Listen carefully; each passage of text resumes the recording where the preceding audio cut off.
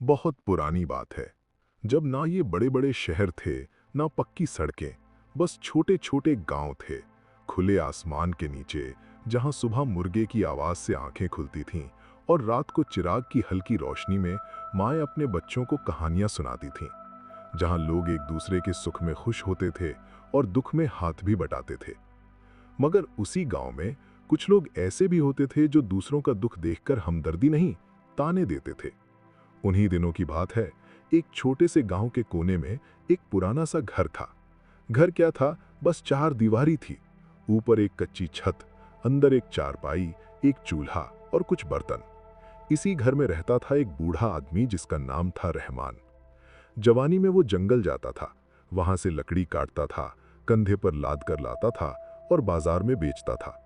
और जो वहां से पैसा मिलता था, उसी से घर का निजाम चलता था। और अब वो भी मुश्किल हो गया था। उम्र ने कमर झुका दी थी, हाथ कांपते थे। जंगल की राह अब उसके बसों में नहीं रही थी। एक रात रहमान अकेला चारपाई के किनारे बैठ गया। चिराग जल रहा था, घर में सन्नाटा था। उसने अपने हाथों को देखा, कांपते हुए, खुरदरे, थके हुए हाथ। आंखें भर आईं। मैं बाप हूं और अपनी बेटियों को एक वक्त का खाना भी पूरा नहीं दे सकता। और रोना लगा।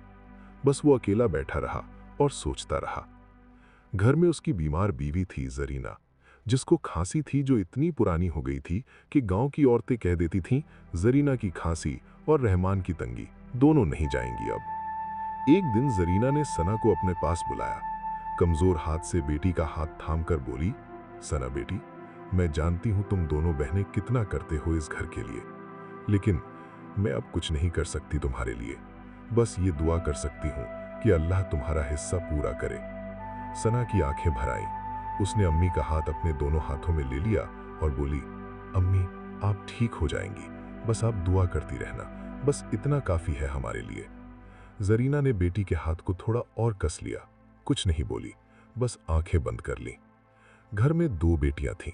बड़ी का नाम सना था, जो खामोश, समझदार, आंखों में हमेशा एक गहरी सी सोच रहती थी। वो बहुत कम बोलती थी, मगर जो बोलती थी वो सीधा दिल में उतरता था। छोटी का नाम हिना था। वो थोड़ी चंचल, मगर दिल एकदम साफ था। दोनों सुबह से शाम तक कपड़े सिल्ली करती थीं। जो मिलता था उसी में घर चलता था। कई रात ऐसी भी आती थीं जब सना चूल्हे के पास बैठती, एक रोटी सेंकती और चुपचाप सोचती, ये हिना को दूं या अम्मी को, या अब्बा ने भी सुबह से कुछ नहीं खाया। वो कभी किसी को बताती नहीं थी ये बात, बस खुद थोड़ी सी रोटी खाती, बाकी सबको दे देती और सो जाती। एक रात हिना ने देख लिया और कहा, अब्बी, तुमने खाया कुछ? सना ने मुस्कुराकर कहा, हाँ खा लिया, सो जाओ अब। हिना जानती थी वो झूठ बोल रही थी, मगर कुछ नहीं बोली, बस करवट ली, आंखें बंद कर लीं और चुपचाप रोती रहीं। मोहल्ले की औरतें आपस में बैठती थीं और कहती थीं, रहमान की बीवी भी बीमार, खुद भी काम के काबिल नहीं, न जाने इनका घर का निजाम कैसे चलता है। एक औरत थी गांव में जिसका नाम था सलमा। वो अक्सर कहती थी, ये रहमान की बेटियां सिलाई करती हैं, ये गरीब ही मरेंगी अपनी गरीबी में। और दूसरी औरत हंसी देती, मगर सना को ये सब पता था। वो सुनती थी, चुप रहती थी और घर आकर अपनी सिलाई में लग जाती थी। वो सोचती थी कि कुछ कहने से क्या होगा। फिर एक दिन दोपहर को, धूप तेज थी, गांव में सन्नाटा था। सना सिलाई कर रही थी, हिना धागा सुलझा रही थी, जरीना बिस्तर पर लेटी थी। तभी दरवाजे पर एक तेज सी दस्तक हुई। सना ने दरवाजा खोला। बाहर एक नौजवान आदमी खड़ा था। लंबी काद, साफ चेहरा, आंखें तेज मगर मिलाप भरी। कपड़े सफर की वजह से थोड़ी धूल में थे, मगर वो सब देखकर भी पता चलता था कि ये कोई आम आदमी नहीं है। उसने अदब से कहा, बाजी, माफी चाहता हूँ तकलीफ के लिए। मैं इस गांव में नया हूँ, रास्ता भटक गया हूँ। क्या आप बता सकती हैं कि यहाँ से शहर की तरफ कौन सी राह जाती है? और अगर थोड़ा पानी मिल जाए, बहुत मेहरबानी होगी। सना ने एक पल उसे देखा।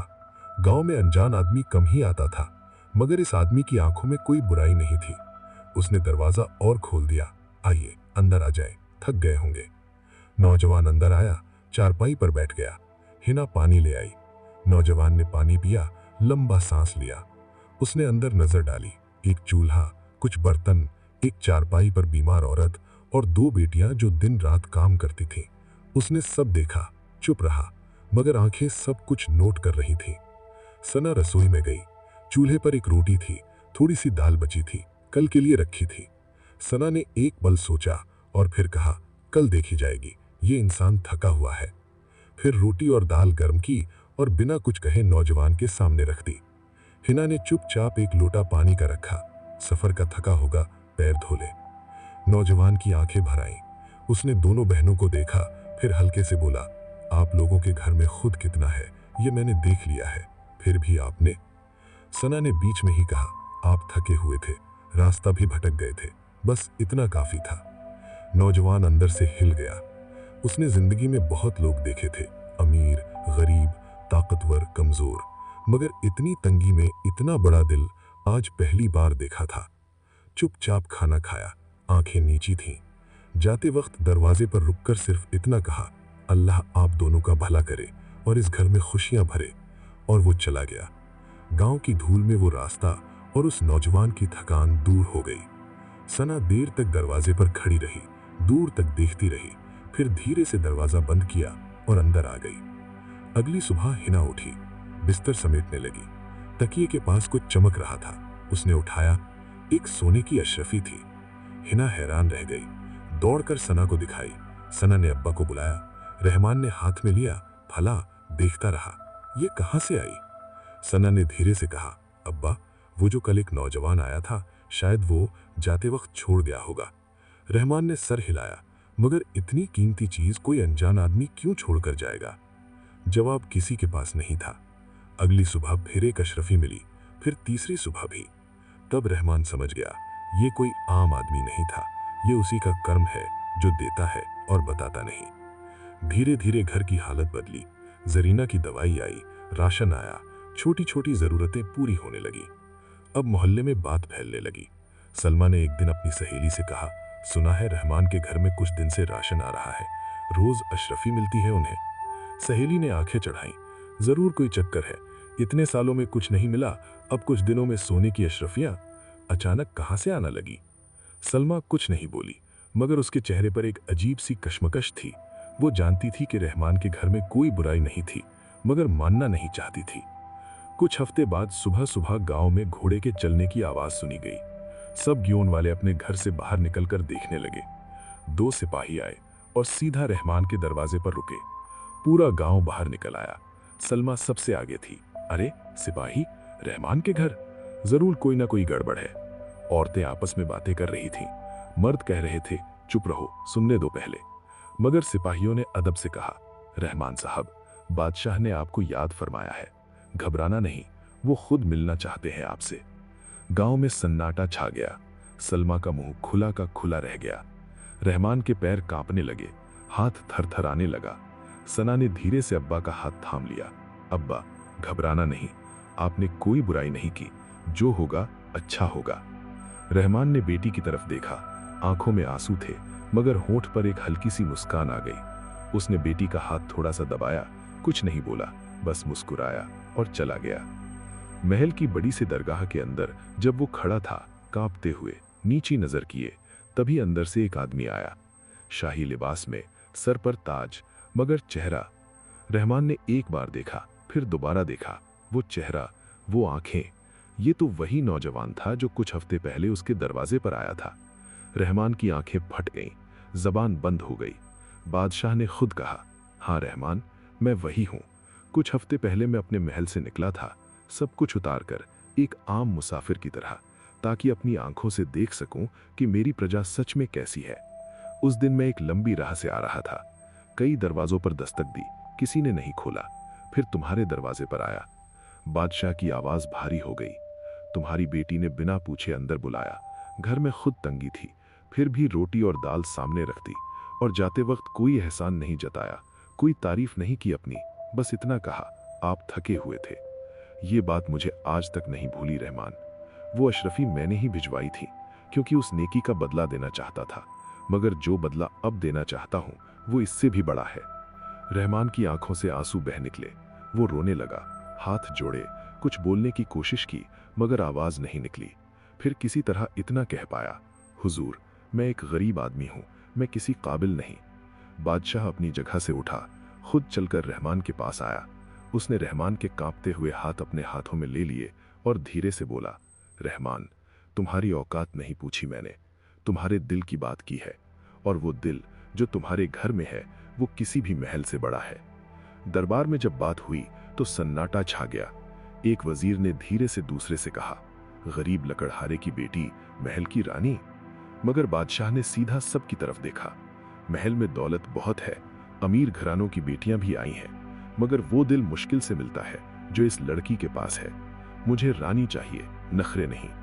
पूरा दरबार चुप हो गया, कोई कुछ नहीं बोल सका। सना को जब बताया गया वो एक पल के लिए बिल्कुल खामोश हो गई, फिर धीरे से उठकर अम्मी के पास गई। जरीना बिस्तर पर लेटी थी। सना ने उसका हाथ थाम लिया। अम्मी, आपने कहा था ना कि अल्लाह हमारा हिस्सा पूरा करेगा। जरीना की आंखें खुली, बेटी का चेहरा देखा और आंसू रोक नहीं पाई। उसने सना को अपने सीने से लगा लिया, कांपते हाथों से, कमजोर बाहों से। कुछ नहीं बोला, बस रोती रही और सना भी रोती रही। हिना पास खड़ी थी, उसने दोनों को देखा, फिर खुद भी आंसू पोंछे। फिर सना के पास आई और धीरे से बोली, अप्पी, सर उठाकर जवाब दो। सना ने आंखें उठाईं, एक बार अब्बा को देखा, एक बार अम्मी को, फिर धीरे से सर झुका दिया। शहर में शादी हुई, गांव के लोग आए, वही लोग जो कभी कहते थे बेचारा रहमान, आज वही लोग कह रहे थे माशाअल्लाह, रहमान की बेटी की किस्मत देखो। सलमा भी आई थी, वो चुप खड़ी थी, आंखें नीची थीं। पहली बार उसके पास कहने को कुछ नहीं था, शायद अंदर से कुछ सोच रही थी।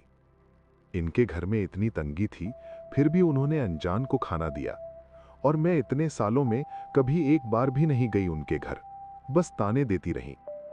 वो बात अधूरी रह गई उसके जहन में, मगर शायद यही काफी था। शायद आज पहली बार सलमा के अंदर कुछ बदला था। सना की शादी के बाद हिना की शादी भी कुछ वक्त बाद एक सीधे साधे नेक ताजिर से हो गई। और वो घर जहां कभी एक रोटी में 4 लोग हिस्सा करते थे, जहां जरीना की खांसी रात भर सुनाई देती थी, जहां रहमान अकेला चिराग के पास बैठकर रोता था, आज वहां सुकून था, इज्जत थी, खुशहाली थी। कई साल बाद महल में एक दिन किसी ने सना से पूछा, रानी साहिबा, आपकी जिंदगी इतनी खूबसूरत कैसे बनी? सना कुछ देर चुप रही, खिड़की से बाहर देखती रही, फिर धीरे से मुस्कुराई और बोली, मैंने उस दिन सिर्फ इतना सोचा था, ये इंसान थका हुआ है, बस। और लगता है अल्लाह को बस इतना ही चाहिए था। दोस्तों, नेकी के लिए कोई बड़ा मौका नहीं ढूंढना होता।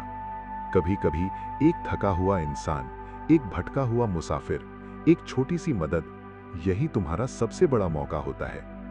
नेकी करो, हिसाब मत रखो, क्योंकि अल्लाह का हिसाब तुम्हारे हिसाब से कहीं बेहतर है।